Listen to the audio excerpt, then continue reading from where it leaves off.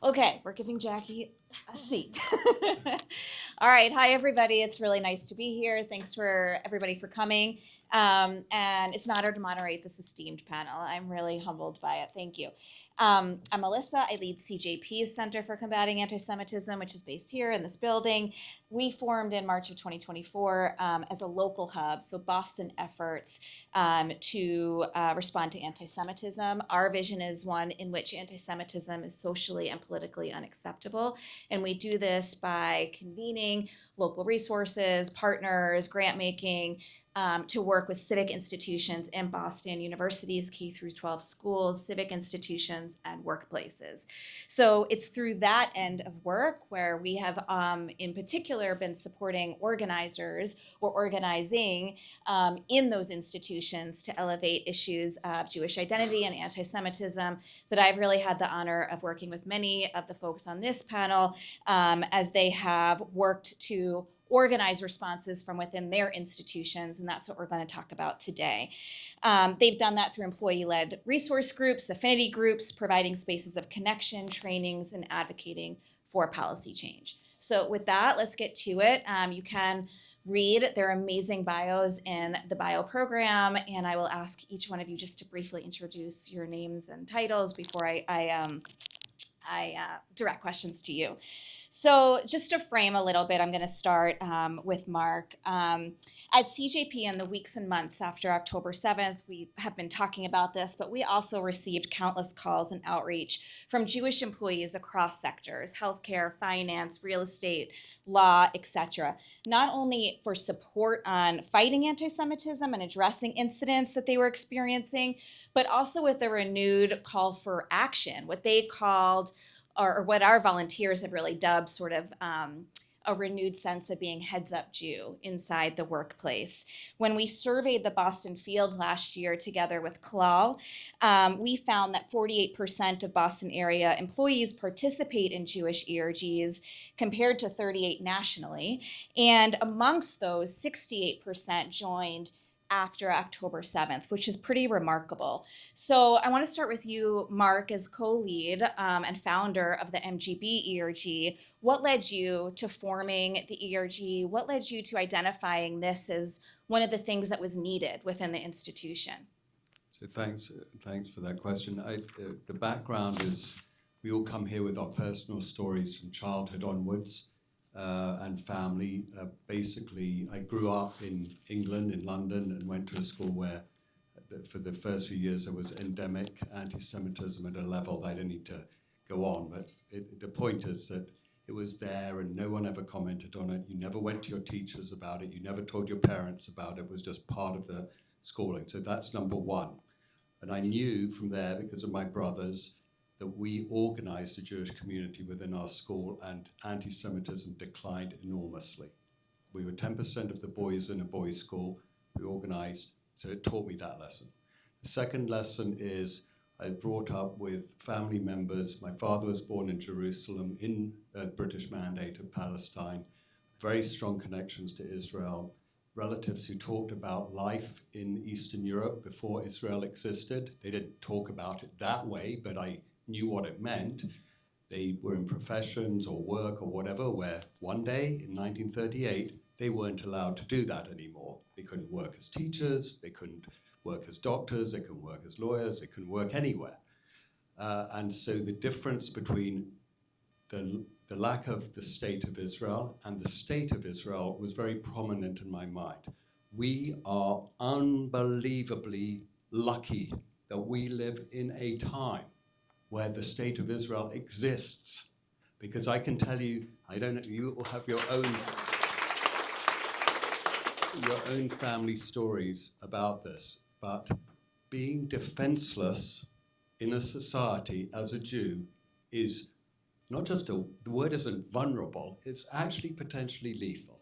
So the point being, those were the two. And then the third was, October the 8th, 2023, I started to hear from Jewish and Israeli colleagues at a distinguished institution where I work, and I'm not speaking for the institution, I'm speaking just from my personal experience, saying that they were being ostracized within 24 to 48 hours of the attacks in southern Israel, they were being ostracized and gaslit about what was going on and so forth. So these were the three things which said all of that childhood, state of Israel, what was happening, that we as Jews need to organize. And we have to do it fast because what we're up against is also moving very fast.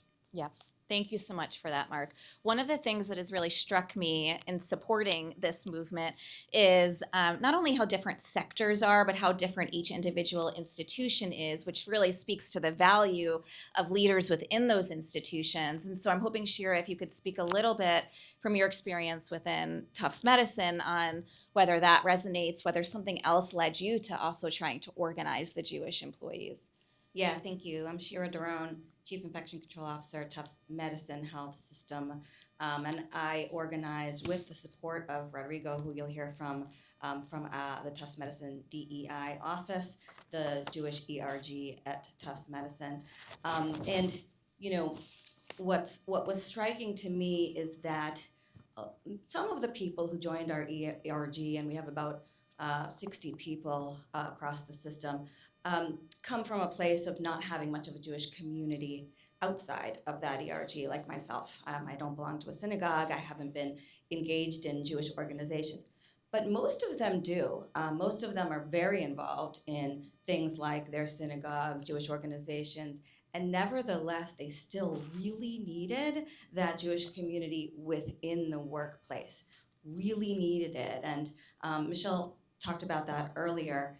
You spend 50% of your waking hours in your workplace, 90% if you're a neurosurgeon, and you bring this intense set of feelings and emotions related to what you're seeing in the world to work with you. And you need to know who your people are, not just the Jewish ones, but the non-Jewish ones who are sharing those feelings and emotions with you. And so that was a really striking aspect of forming the ERG. Thank you so much. That's so powerful. I'm curious too, leaders have come together to try to form ERGs, organizing spaces. Certainly, we've been trying to support them with financial efforts. You'll get that info after and other things. But really, there's been sometimes met with some challenges and sometimes support by the institutions. And we gathered that from the data that I referenced too, is that by and large, the majority of respondents also cited some barriers and challenges with managers, HR, et cetera. So I'm really glad we have Rodrigo on the panel and others as well. I'm hoping also that we can talk a little bit about some of the institutional or initial barriers that was faced in trying to organize around these issues. And so hoping we can start with Dan, and then we'll go to Rodrigo as well. Sure, thanks so much. I'm Dan Kritzkes, currently Chief of Infectious Diseases at Brigham and Women's Hospital. So really, thanks to the efforts of Mark and Elise and Jackie, we were very successful at establishing a Jewish ERG at Mass General Brigham. I think the fact that Mark and Elise and Jackie put together a survey that helped identify that there were issues that, just as we heard from Sherry, almost the exact same numbers of people who felt that they were experiencing anti-Semitic incidents at work, that they felt physically unsafe at work because of their Jewish identity. That helped establish a need institutionally for a Jewish ERG. And fortunately, within MGB, there was a very clear approach for how ERGs are to be established, and we followed the steps and over about a 6-month period or so, we're able to do so. So that was the upside. The downside, I would say, is it's been pretty mixed in terms of the response to when issues have been raised with the administration about specific incidents, and there's been some absence, and this again gets to a point that Sherry made about education around anti-Semitism, which has been one of the main agenda items that we've been pushing, and some of the really early false steps that were taken to attempt some form of education, and how we as an ERG were able to then have input into trying to improve those steps. Rodrigo. Thank you. Hello, everyone. My name is Rodrigo Monterrey. I work at Tufts Medicine with Dr. Duran. I am not clinical. I'm the Senior Director for Health Equity and Belonging now, DEI formerly. In terms of barriers, when the first inquiry, I think it was Dr. Duran who reached out to find out if we had one, and if not, how we could start one.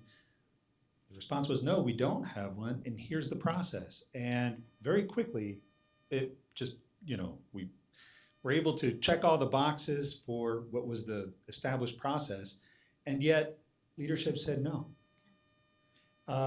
There was a lot of I was dismayed at the pushback because it didn't make sense. We had just lost our chief diversity officer, so I was reporting to someone else who clearly did not understand. And so it was a lot of trying to explain what an ERG is, how it's formed, what the process involves. But some of the pushback was, but if we're going to have a Jewish one, don't we need to have a Muslim one? If we're going, or things of that nature. I will say it was the easiest one in terms of the formal process to get done, and yet it's the one that we still refer to with air quotes because it's not officially recognized as an ERG. It doesn't have an executive sponsor, which all other ERGs have either a president or vice president as an executive sponsor. We were told that, well, we currently don't have the bandwidth to support any more ERGs because we do have some, one for LGBTQ+, one for disabilities. And yet our CEO does refer to it as the Jewish ERG. And other leaders I've talked to have said, it would have been so useful to have a Jewish ERG before October 7th because we would have gone to them for guidance, for support, for input. And I still think that is part of the function that ERGs, the purpose that ERGs can provide for the organization. It's a very useful thing for an organization to have a group of people with lived experience as stakeholders who can inform the process to make sure that you're doing it in a way that responds to their needs. Yeah, totally agree. The barriers have been interesting to learn from you all. And when we work with even other, workplace sectors, some are called affinity groups, as was mentioned, some are formal employee resource groups, ERGs, but some are informal employee-led network groups. And so the challenge and the opportunity is sort of how to support whatever formation of that to continue. But Rodrigo, you set up impact perfectly, and so I want to turn it to Jackie a little bit to talk about the incredible impact that this organizing has had, even with more to do, of course, but is evidenced, I think, even by the conference today, the impact that it has had on the institution and for Jewish employees themselves. Yeah, so it's interesting. I mean, this has been raised a number of times today in various contexts, but the biggest value, I would say, is the connection and the relationships. And the fact that we exist and now have 500 members behind us, so that when we meaning mostly Mark and Elise, who have a lot of stature at the organization, so that's a huge help, go to the administration, we're talking for a very large group of people. It's not, an individual coming with a complaint. We're talking for a large group of people. But I think I think that the strength in numbers and the value of the support and the interconnectedness is really what's been useful. Yeah. I want to transition. Amazing. If anybody else has anything to say on that impact, great. Amazing.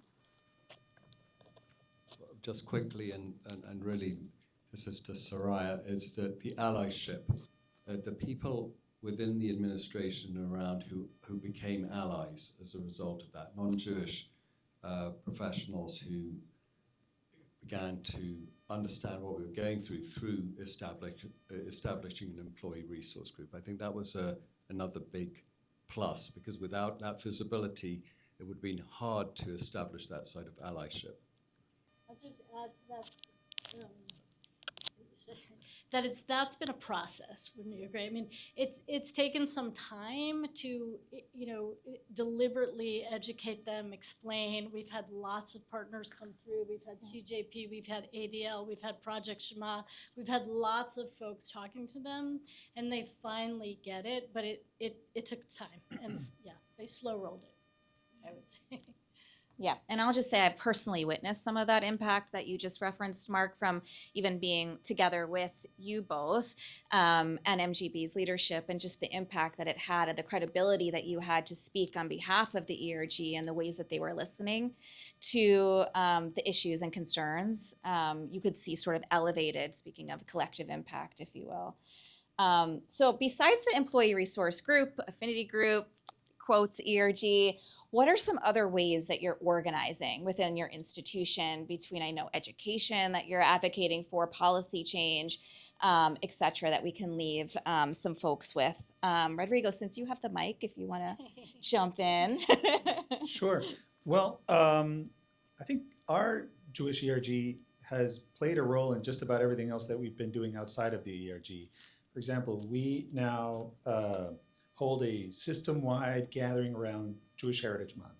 And for the first one especially, we gave a little bit of a historical kind of perspective of who the Jews are, and also got to hear from colleagues about their lived experience as Jews, how they bring Jewish values or how they live their Jewish values, and how those inform the way they practice at work.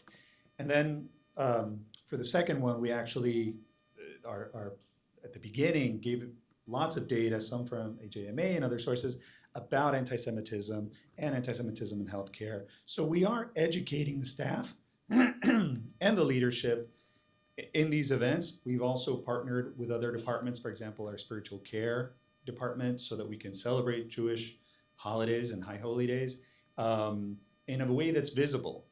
And so for me, I think it's just making it clear that Jews should not be treated any differently than other groups, and that if to be inclusive of our Jewish colleagues and patients, as Soraya said, this is a moment in time where we have to be explicit, where just not saying anything or not doing anything is actually allowing and even condoning things that are unacceptable. Yep. Anybody want to jump in? So the other thing that we're doing relates to Israel itself. So in hospitals and medical centers, there had never been an attempt to discriminate or against any nation of doctors or scientists or nurses or healthcare workers. That if they came from that country, that their existence, their work was excluded from any sort of mainstream. I'd actually been involved quite a lot in DEI activities where I work, and I'd never seen that. I'd never seen a country excluded. Russia invaded Ukraine. We didn't have anything against Russia. The Syrian civil war, there's nothing against Syria. And Syria, some of my best colleagues, Syrian and Iranian expatriate doctors. So when this happened with Israel, it was both a bit of a jolt, but also the idea that you could exclude a whole nation because of, this sort of discrimination.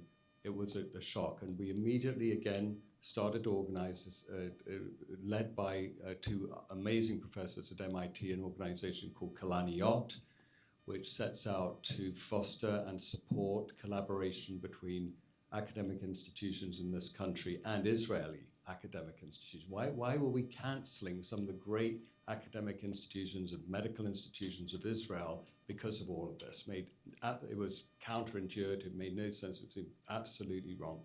And actually, I'm going to turn to Alon Gorenstein, please be up, make yourself known. He's our first Israeli medical student who is coming in under the Kalaniot program that supports Israeli medical students, Israeli medical fellows, and Israeli postdocs. We've got 4 Israeli postdocs coming, 2 from the Weizmann Institute, one of whom is an Arab Israeli. We've had one Arab Israeli physician come under our medical fellowship. People need to know the diversity of the healthcare community and the science community in Israel, and we will not be silenced. We will not be cancelled. Thank you, Mark.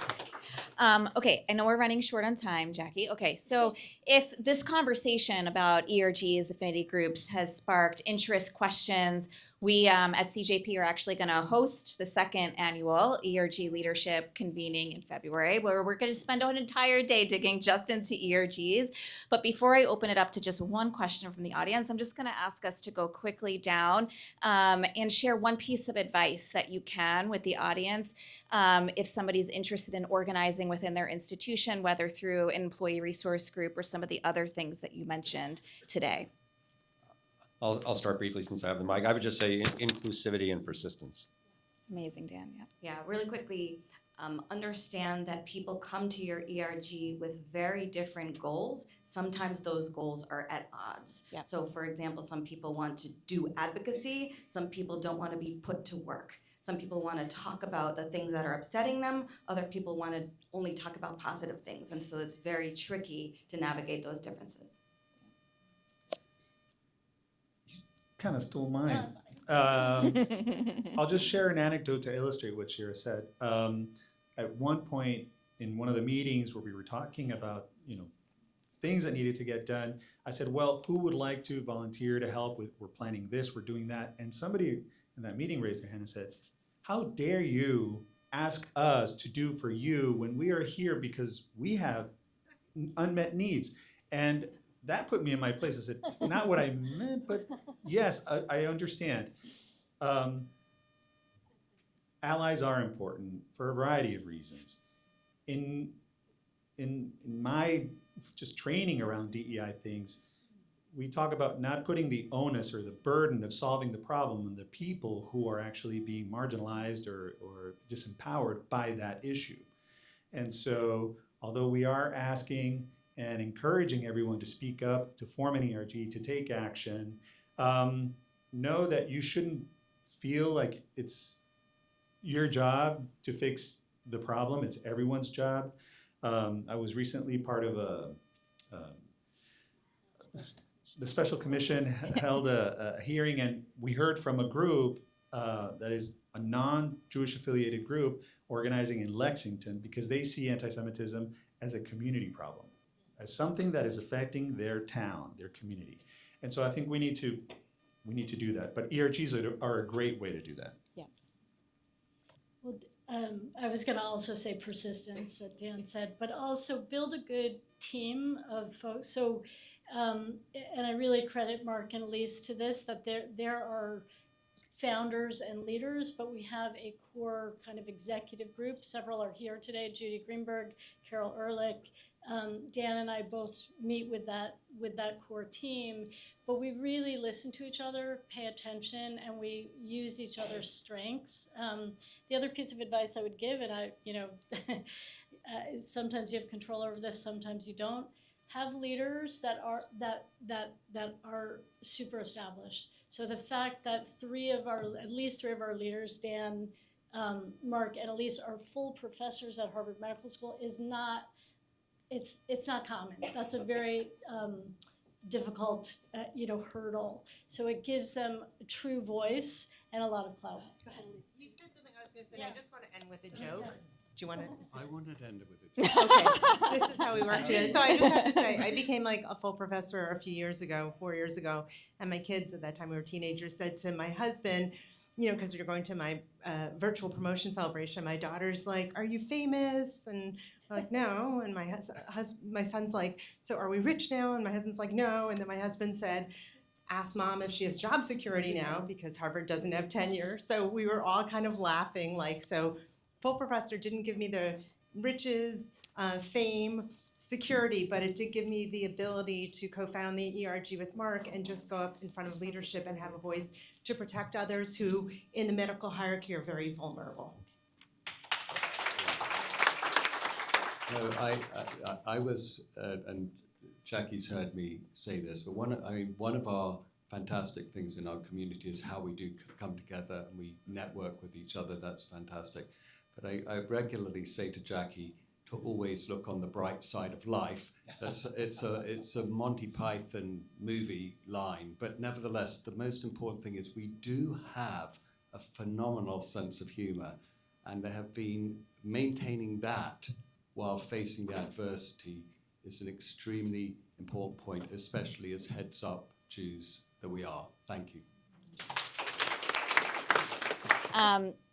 So one of the questions that's been raised is some institutions are just not interested, perhaps, in anti-Semitism training or willing, or maybe perhaps not realizing that they need to be interested in it.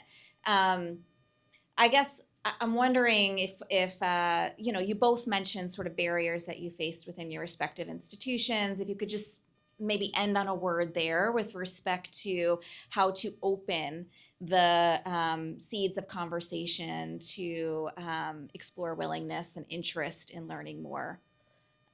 Go ahead, Dan. Yep. I think the first thing is to ask the question, well, why is this group different from any other group, right? And if there is education nobody wants to see hate speech, and nobody wants to see discrimination.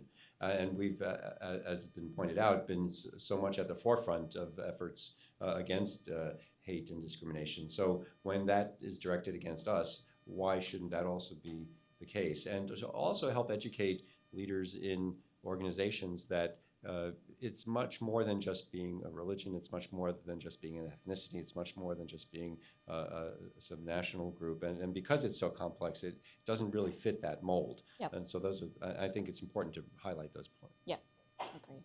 Thank you. So part of my job is actually to provide these, Right. these trainings. And so one thing I notice is that we do have to be, I guess, topical or timely. I get requests from departments that say, we're having this issue, homophobia among staff or patients, whatever. And this is a moment where this is happening. And so I've incorporated into my clinical onboarding trainings, because we talk about building relationships, trusting relationships with your colleagues and with your patients. And so I'll give an example, like for example, I'll mention that your political views are not a protected class. Mm-hmm. We're an employer. Mm-hmm. And so we don't allow discrimination on the basis of protected class for our colleagues, also for our patients. But your politics are not protected. It does not help a patient feel safe. And in my breakout earlier, somebody mentioned not feeling safe, even disclosing that they were Jewish because the intake nurse had a Palestinian pin on. Mm-hmm. I've seen Palestinian pins on residents and physicians when I join rounds, and I'll tell the attending that they need to address that, and they say, "Well, how?" Mm-hmm. So leadership needs training, yeah. And then also I think as part of just orientation, the minute you walk in, you want to set the precedent, set the tone, set the expectation, and you want to make the training kind of resonate in a way with things that are happening so that people are walking out of there sensitized to these things that they are going to encounter. Yeah. But I also talk with other DEI folks, formerly DEI folks in the other health systems. And a lot of them actually don't, even within our system, we're affiliated with Tufts University School of Medicine and then Tufts University in Medford. And it's tough. I have to say that I've heard people say, oh, anti-Semitism is being used as a cudgel by politicians. And my response is, I think it's the other way around. I think there's a big blind spot in the DEI in the DEI world. Yeah. And we